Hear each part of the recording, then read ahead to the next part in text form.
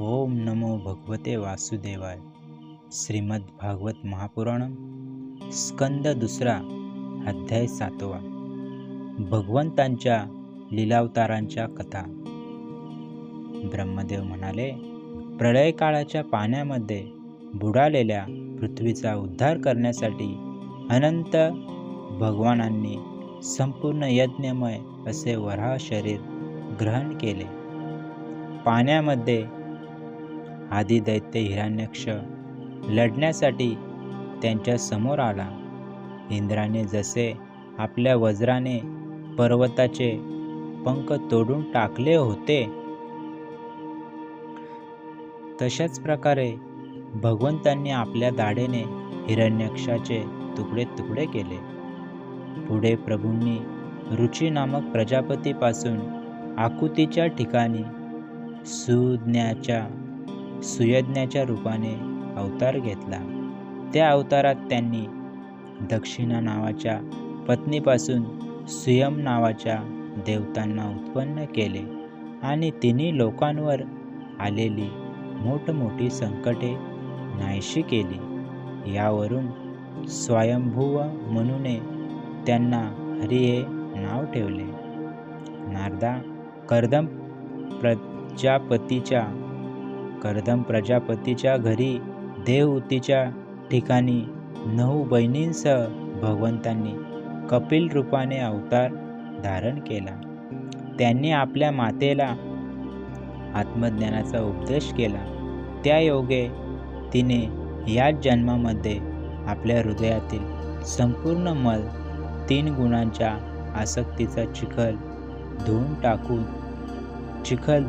टाकून ती कपिल भगवानांच्या मूळ स्वरूपात विलीन झाली. भगवंतांना पुत्र रूपाने प्राप्त करून घ्यावे अशी महर्षी अत्रींची इच्छा होती. त्यांच्याजवळ प्रसन्न होऊन भगवंत त्यांना एक दिवस म्हणाले की मी स्वतःला तुम्हाला दिले आहे. म्हणून अवतार घेतल्यानंतर भगवंतांचे नाव दत्तात्रेय पडले. त्यांच्या चरणकमलांच्या परागांनी आपल्या शरीराला पवित्र करून राजा यदू, सहस्रार्जुन इत्यादींनी योगाच्या भोग आणि मोक्ष या दोन्ही सिद्धी प्राप्त करून घेतल्या. नारदा, सृष्टीच्या प्रारंभी मी विविध लोकांच्या रचनेची इच्छा धरून तपश्चर्या केली. माझ्या त्या अखंड तपाने प्रसन्न होऊन तप अर्थाच्या सन नावाने युक्त होऊन भगवंतांनी सनक, सनंदन, सनातन आणि सनतकुमार रूपामध्ये अवतार धारण केला. या अवतारात त्यांनी प्रलयामुळे पहिल्या कल्पातील विस्मरण झालेल्या आत्मज्ञानाचा ऋषींना जसाच्या तसा उपदेश केला. त्यामुळे त्यांनी ताबडतोब आपल्या हृदयात परमतत्वाचा साक्षात्कार करून घेतला. धर्माची पत्नी दक्षकन्या मूर्तीपासून ते नर नारायणांच्या रूपात प्रगट झाले. त्यांच्या तपस्येचा प्रभाव त्यांच्यासारखाच होता. इंद्राने पाठविलेली कामसेना म्हणजेच अप्सरा त्यांना पाहताच त्या आत्मस्वरूप भगवंताच्या तपस्येमध्ये विघ्न आणू शकल्या नाहीत. शंकर आदी महानुभाव आपले डोळे वटारूनच कामदेवाला भस्म करतात, परंतु आपल्याला जाळणाऱ्या असह्य क्रोधाला ते जाळू शकत नाहीत. तोच क्रोध नर नारायणांच्या निर्मल हृदयात प्रवेश करण्याअगोदरच थरथर कापतो. मग त्या कामाचा त्यांच्या हृदयात प्रवेश कसा होऊ शकेल? राजा उत्पन्नपादाच्या जवळ बसलेल्या ध्रुव बाळाला त्याच्या सावत्र आई सुरुचीने शब्दबाणांनी घायल केले. तेव्हा इतक्या लहान वयातही तपश्चर्या करण्यासाठी तो वनात निघून गेला. त्याच्या प्रार्थनेने प्रसन्न होऊन भगवंतांनी ध्रुवाला अढलपद बहाल केले. आजही त्या ध्रुवाच्या वर खाली प्रदक्षिणा करीत दिव्य महर्षिगण त्याची स्तुती करतात. कुमार्गाला लागलेल्या वेणाचे ऐश्वर्य आणि शौर्य ब्राह्मणांच्या हुंकाररूपी वज्राने जळून भस्म झाले. तो नरकात पडू लागला. ऋषींनी प्रार्थना केल्यावर भगवंतांनी त्याच्या शरीर मंथनातून पृथ्वीच्या रूपाने अवतार धारण केला आणि त्याची नरकात पडण्यापासून मुक्तता केली. अशा प्रकारे पुत्र शब्दाचे सार्थक केले. त्याच अवतारात पृथ्वीला गाय बनवून त्यांनी तिच्यापासून जगासाठी सर्व वनस्पती निर्माण केल्या. राजा नाभीची पत्नी सुदेवीच्या ठिकाणी भगवंतांनी ऋषभदेवाच्या रूपाने जन्म घेतला. या अवतारात सर्व आसक्तीपासून निवृत्त होऊन आपली इंद्रिय आणि मन अत्यंत शांत करून तसेच आपल्या मूळ स्वरूपात स्थिर राहून त्यांनी समदर्शी होऊन स्वतःला वेड्याप्रमाणे भासवून योगाचरण केले. या अवस्थेला महर्षी लोक परमहंसपद किंवा अवधूतचर्या असे म्हणतात. यानंतर स्वतः त्या यज्ञपुरुषाने माझ्या यज्ञात सुवर्णासारखी कांती असलेल्या हयग्रीवाच्या रूपाने अवतार घेतला. भगवंताचा हा अवतार वेदमय, यज्ञमय आणि सर्व देवमय आहे. त्याच्यात नासिकेतून वाहणाऱ्या श्वासातून वेदवाणी प्रगट झाली.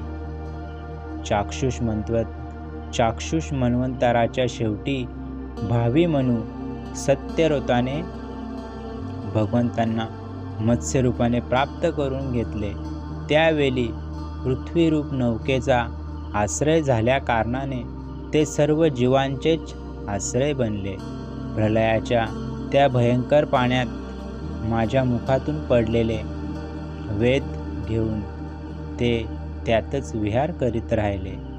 जेव्हा प्रमुख देव आणि दानव अमृताच्या प्राप्तीसाठी क्षीरसागराचे मंथन करीत होते तेव्हा भगवंतांनी कासवाच्या रूपाने आपल्या पाठीवर मंदर पर्वताला धारण केले. त्यावेळी पर्वताच्या फिरण्याने त्याच्या पाठीला सुटलेली खाज नाहीशी झाली. त्यामुळे ते काही क्षण निद्रासुख घेऊ शकले. देवांचे मोठे भय नाहीसे करण्यासाठी त्यांनी नृसिंहाचे रूप धारण केले. थरथरणाऱ्या भुवया आणि तीक्ष्ण धाडा यामुळे त्यांचे मुख अतिशय भयानक दिसत होते. त्यांना पाहताच हिरण्यकश्यपू गदा घेऊन त्यांच्या अंगावर तुटून पडला. यावर भगवान नृसिंहांनी लांबूनच त्याला पकडून आपल्या मांडीवर घेतले आणि तो धडपडत असताही आपल्या नखांनी त्याचे पोट फाडले. मोठ्या सरोवरात एका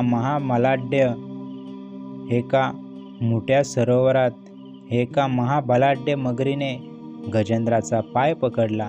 जेव्हा थकून जाऊन तो घाबरला तेव्हा त्याने आपल्या सोंडेने कमल पुष्प घेऊन, हे आदिपुरुषा, हे समस्त लोकांच्या स्वामी, हे पवित्र कीर्ती, हे नाम श्रवणानेच कल्याण करणाऱ्या भगवंता, असा भगवंताचा धावा केला. त्याचा धावा ऐकून अनंत शक्ती भगवान चक्रपाणी गरुडाच्या पाठीवर बसून तेथे आले आणि कृपालू भगवंतांनी सुदर्शन चक्राने त्या मगरीचे तोंड फाडून शरण आलेल्या गजेंद्राची सोंड पकडून त्याची त्या संकटातून सुटका केली. भगवान वामन आदितीच्या पुत्रांपैकी सर्वात लहान होते, परंतु गुणांच्या दृष्टीने ते सर्वात श्रेष्ठ होते. कारण यज्ञपुरुष भगवंतांनी याच अवतारात बलीने दानाचा संकल्प सोडतात सर्व लोक आपल्या पावलांनी व्यापले.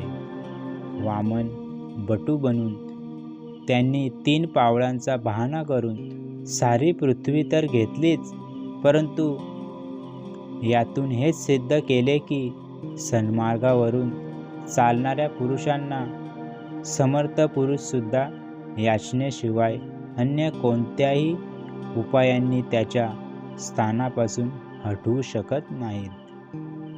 हे नारदा, दैत्यराज बलीने आपल्या डोक्यावर वामनांचे चरणतीर्थ घेतले किंवा तो देवतांचा राजा होता, यात काही विशेष नाही. आपल्या दिलेल्या वचनांच्या विरुद्ध काही करण्यास तो तयार नव्हता. एवढेच काय, भगवंतांचे तिसरे पाऊल ठेवण्यासाठी त्याने आपले मस्तक देऊन स्वतःलाही भगवंतांना समर्पित केले. यातच त्याचा खरा पुरुषार्थ आहे. नारदा, तुझ्या अत्यंत प्रेम भावामुळे प्रसन्न होऊन हंसाच्या रूपाने भगवंतांनी तुला योग, ज्ञान आणि आत्मतत्वाचा प्रकाशित करणाऱ्या नारदा, तुझ्या अत्यंत प्रेम भावामुळे प्रसन्न होऊन हंसाच्या रूपाने भगवंतांनी तुला योग, ज्ञान आणि आत्मतत्वाला प्रकाशित करणाऱ्या भागवत धर्माचा उपदेश केला. भगवंतांच्या शरणागत भक्तांनाच हा सुलभतेने प्राप्त होतो. तेच भगवंत स्वयंभू आदी मन्वंतरात मनुच्या रूपाने अवतार घेऊन मनुवंशाचे संरक्षण करीत आपल्या सुदर्शन चक्राच्या तेजाप्रमाणे 10 दिशांना विनासायात निष्कंटक असे राज्य करतात. तिन्ही लोकांच्या वर असणाऱ्या सत्य लोकापर्यंत त्यांच्या चरित्राची उज्ज्वल कीर्ती पसरते आणि त्याच रूपात ते वेळोवेळी पृथ्वीला भारभूत झालेल्या राजांचे दमनही करतात. स्वतःच्या नावाने धन्य झालेली धन्वंतरी आपल्या केवळ नावाचेच मोठमोठ्या रोगांना ताबडतोब नष्ट करतात. त्यांना देवतांना अमृत पाजून अमर केले आणि दैत्यांनी हरण केलेला यज्ञभाग देवांना पुन्हा मिळवून दिला. त्यांनीच अवतार घेऊन या जगात आयुर्वेद प्रगट केला. जेव्हा जगात ब्राह्मणद्रोही, आर्यांच्या मर्यादांचे उल्लंघन करणारे व त्यामुळे नरक यातना भोगू इच्छिणारे क्षत्रिय आपल्या नाशाला दैववशात कारणीभूत झाले, तेव्हा पृथ्वीवर जणू काटेच बनून राहिले. तेव्हा भगवंतांनी महापराक्रमी परशुरामाच्या रूपात अवतीर्ण होऊन आपल्या तीक्ष्ण धारेच्या परशुने 21 वेळा त्यांचा संहार केला. मायापती भगवंत आमच्यावर कृपा करण्यासाठी भरत, शत्रुघ्न, लक्ष्मण या आपल्या कळांसहित श्रीरामांच्या रूपाने इक्ष्वाकू वंशात अवतीर्ण झाले. या अवतारात आपल्या पित्याच्या आज्ञेचे पालन करण्यासाठी ते पत्नी आणि बंधू यांसह वनवासात गेले. त्याचवेळी त्यांच्याशी शत्रुत्व पत्करून रावण त्यांच्या हातून मृत्युमुखी पडला. जसे भगवान शंकर त्रिपुर विमानाला जाळण्यासाठी उद्युक्त झाले होते, ज्यावेळी भगवान राम शत्रूंची नगरी लंकेला भस्मसात करण्यासाठी समुद्रावर पोहोचले, त्यावेळी सीतेच्या वियोगाने क्रुद्ध झालेल्या रामांचे डोळे इतके लाल झाले की त्यांच्या केवळ दृष्टिक्षेपाने समुद्रातील मासे, साप आणि मगरी इत्यादी जीव पोळू लागले आणि भयाने थरथर कापणाऱ्या समुद्राने लगेच त्यांना वाट करून दिली. जेव्हा रावणाच्या कठीण छातीला टक्कर दिल्याने इंद्राचे वाहन ऐरावत याच्या दातांचा चक्काचूर होऊन ते सगळीकडे पसरतील, त्यामुळे दिशाही पांढऱ्या शुभ्र होतील, तेव्हा विजयी रावण गर्वाने फुगून जाऊन हसू लागेल. आपल्या पत्नीला पळवणाऱ्या त्या रावणाचा तो उद्दामपणा भगवान श्रीराम धनुष्याच्या टणत्कारानेच प्राणांसह तत्काल नाहीसा करतील. दैत्यांच्या झुंडींनी त्रस्त झालेल्या पृथ्वीचा भार उतरवण्यासाठी कृष्णवर्ण भगवान गौरवर्ण बलरामांसह अवतार ग्रहण करतील. ते आपला महिमा प्रगट करणाऱ्या अद्भुत लीला करतील. त्या लीला लोकांना बिलकुल समजू शकणार नाहीत. बालपणातच पुतणेचे प्राणहरण करणे, 3 महिन्याच्या वयात पायाने भला मोठा छकडा उलटून टाकणे आणि गुडघ्यावर रांगता रांगता आकाशाला भिडलेल्या यमलार्जुन वृक्षामध्ये जाऊन त्यांना उखडून टाकणे, अशी कर्मे भगवंताशिवाय अन्य कोणीही करू शकणार नाही. जेव्हा कालिया नागाच्या विषाने दूषित झालेले यमुनेचे पाणी पिऊन वासरे आणि गोप बाळक मरतील, तेव्हा आपल्या अमृतमय कृपादृष्टीनेच ते त्यांना जिवंत करतील आणि यमुनेचे पाणी शुद्ध करण्यासाठी त्या जलात विहार करतील आणि विषशक्तीने जीभ हलविणाऱ्या कालिया नागाला तेथून हुसकून लावतील. त्याच दिवशी रात्री जेव्हा सर्व लोक तेथेच यमुना तटावर निद्रिस्त होतील, तेव्हा दावाग्नी भडकल्याने सर्व मुंजवन चारी बाजूंनी जलू लागेल. तेव्हा बलरामांसह त्या प्राण संकटात सापडलेल्या व्रजवासियांना त्यांचे डोळे बंद करावयास सांगून ते त्यांना गोकुळात नेतील. ही त्यांची लीला तर अलौकिकच असेल, कारण त्यांची शक्ती अचिंत्य आहे. त्यांना बांधण्यासाठी म्हणून त्यांची माता जी दोरी आणील ती त्यांच्या पोटाला पुरणार नाही. तसेच जांभई देतेवेळी श्रीकृष्णांच्या मुखामध्ये 14 भुवने पाहून यशोदा प्रथम भयग्रस्त होईल, पण नंतर ते तिला आपल्या सामर्थ्याचा बोध करवितील. ते नंद बाबांना अजगराच्या भयापासून आणि वरुणाच्या पाशातून सोडवतील. मैदानवाचा पुत्र योमासूर जेव्हा गोप बालकांना पहाडाच्या गुहेत बंद करून ठेवतील, तेव्हा ते त्यांना तेथून वाचवतील. दिवसभर कामधंद्यात व्यग्र असणाऱ्या आणि अत्यंत थकून भागून रात्री झोपी जाणाऱ्या गोकुळातील लोकांना ते आपल्या परमधामाला घेऊन जातील. हे निष्पाप नारदा, जेव्हा श्रीकृष्णाच्या सल्ल्यावरून गोपलोक इंद्रासाठीचा यज्ञ बंद करतील, तेव्हा इंद्र रोजभूमी बुडविण्यासाठी चारी बाजूंनी मुसळधार पाऊस पाडण्यास सुरुवात करतील. त्यावेळी गोपांचे आणि त्यांच्या पशूंचे रक्षण करण्यासाठी 7 वर्षाचे कृपाळू भगवंत 7 दिवसपर्यंत गोवर्धन पर्वत एकाच हाताने पावसाली छत्री धरल्याप्रमाणे लीलेने धारण करतील. वृंदावनात विहार करताना रात्रीच्या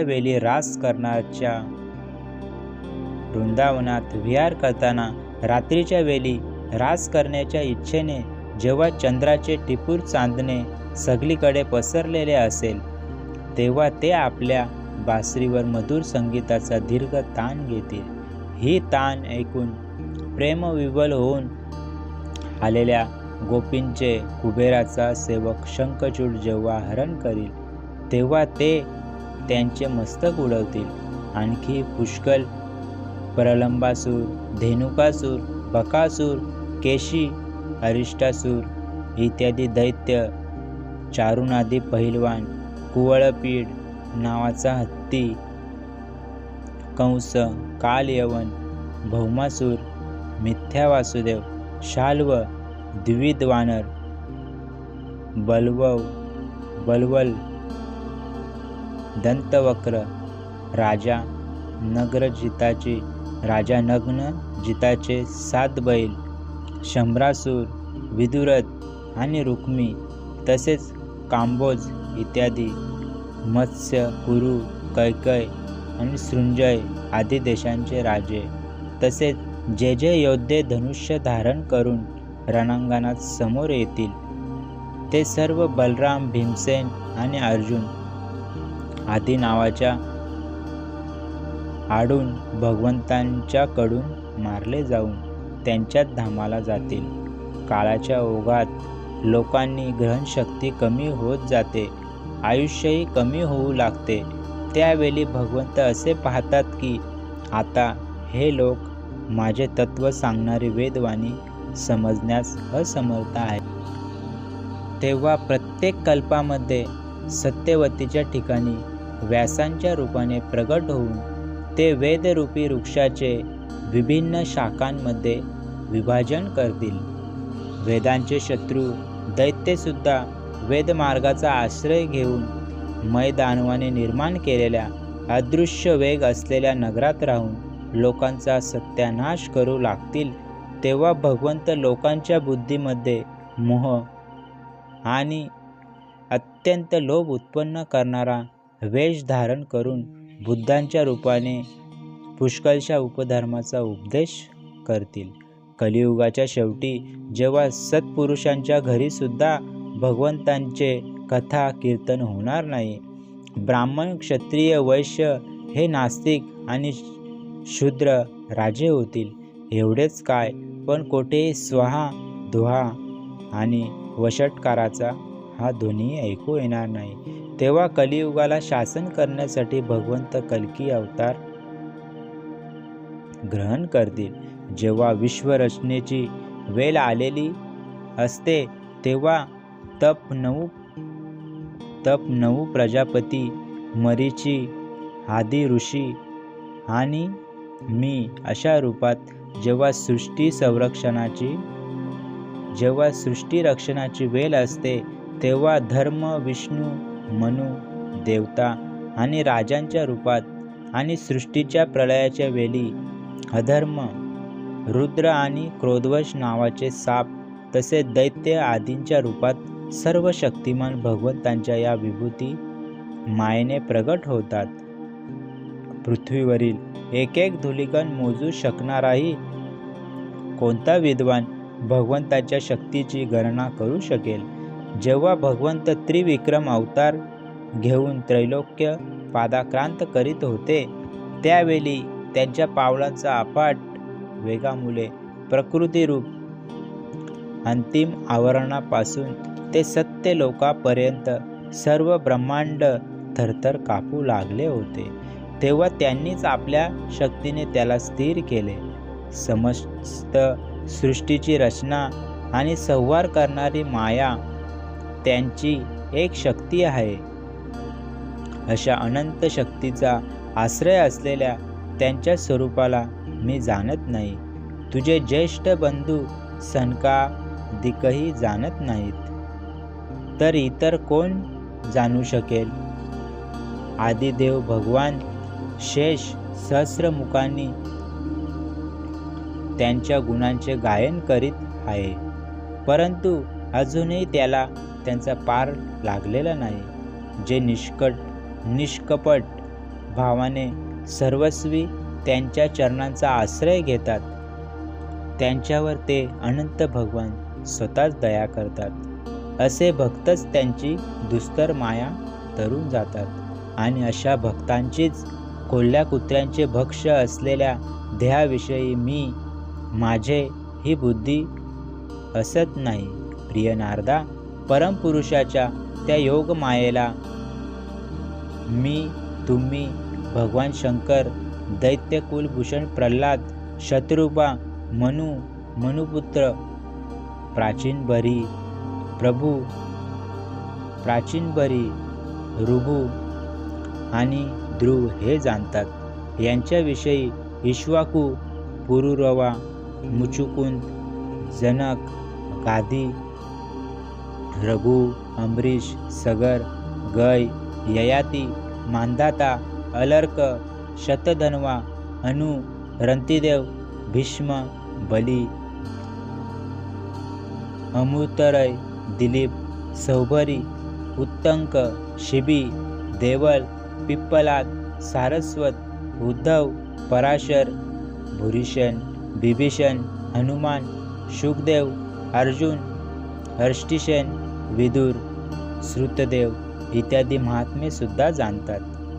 ज्यांना भगवंताच्या प्रेमी भक्तांसारखा स्वभाव बनविण्याचे शिक्षण मिळवलेले असते ते स्त्रिया, शूद्र, हूण, भिल्ल आणि पापांमुळे पशु पक्षी आदी योनीत जन्मलेले सुद्धा भगवंताच्या मायेचे स्वरूप जाणतात आणि या संसार सागरातून कायमचे तरुण जातात.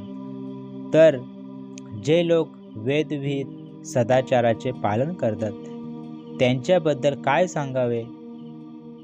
परमात्म्याचे वास्तविक स्वरूप हे एकरस, शांत, भयरहित तसेच केवळ ज्ञान स्वरूप आहे. त्यांच्यामध्ये मायेचा मल नाही की त्यांनी केलेल्या रचनेत काही विषमता नाही. सत आणि असत दोन्हींच्या पलीकडे ते आहे.